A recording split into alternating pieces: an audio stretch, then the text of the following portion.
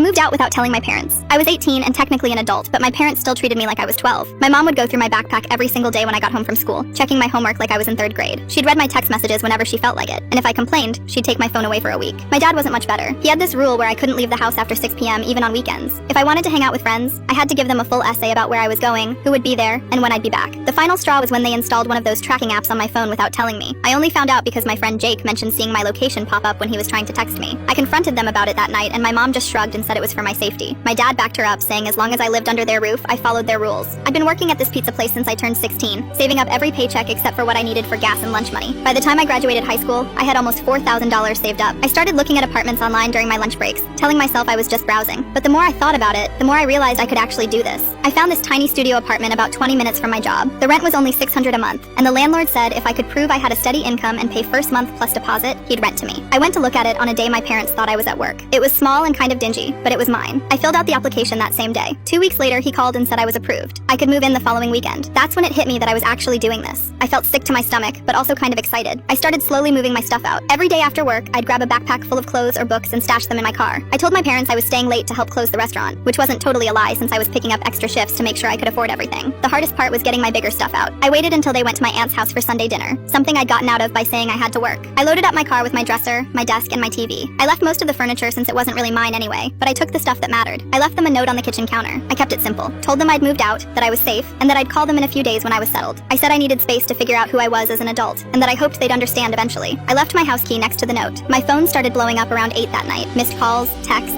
voicemails. My mom was crying in half of them. My dad was yelling in the others. They wanted to know where I was, if I was okay, why I didn't talk to them first. They said they'd always supported me and couldn't understand why I'd do this to them. I turned my phone off and didn't turn it back on until the next morning. I had 37 missed calls and way too many texts to read through. I called them back and told them I was fine, gave them my address, and said they could come see my place if they wanted. My mom showed up